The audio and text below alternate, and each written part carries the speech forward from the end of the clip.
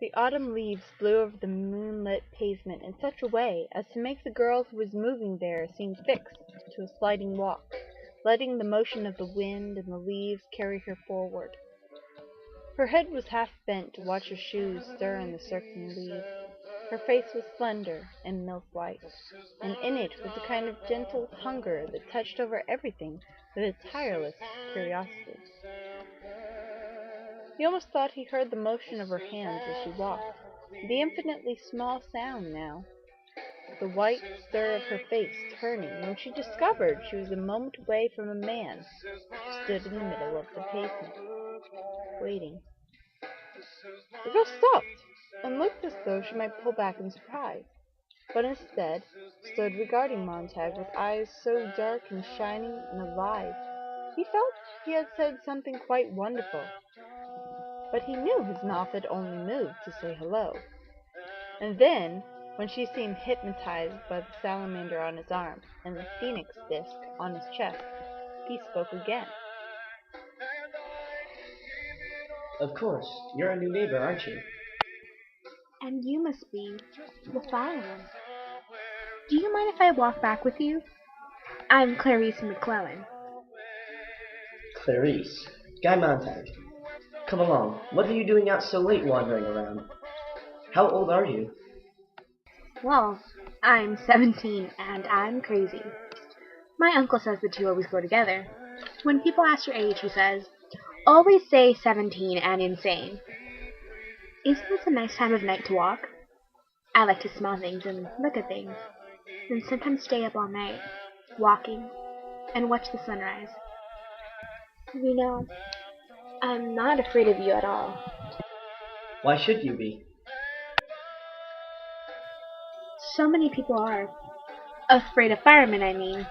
But you're just a man after all.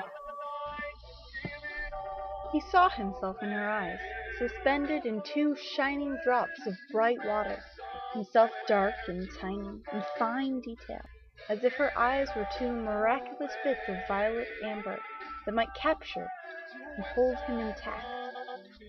Her face, turned to him now, was fragile milk crystal, with a soft and constant light in it.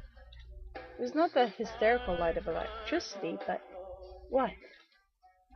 But the strangely comfortable and rare and gently flattering light of a candle. One time, as a child, in a power failure, his mother had found and lit a last candle, and there had been a brief hour of rediscovery, such illumination that space lost its vast dimensions and drew comfortably around them.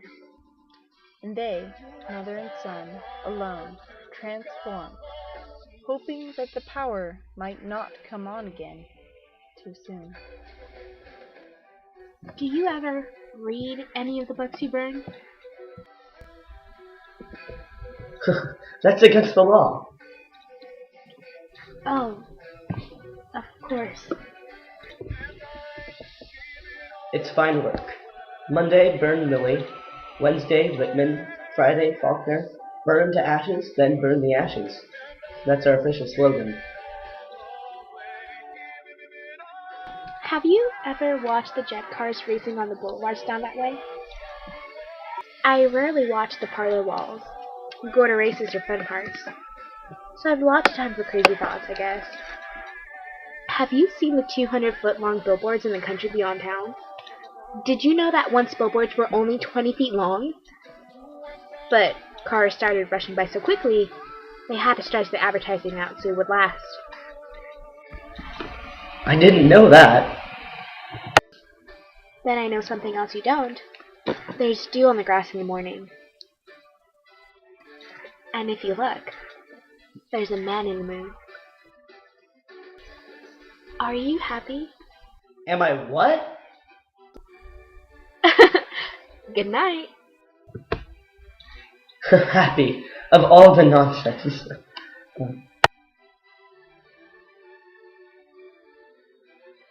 Why, he thought, now that I think of it, she almost seemed to be waiting for me there, in the street, so damned late at night.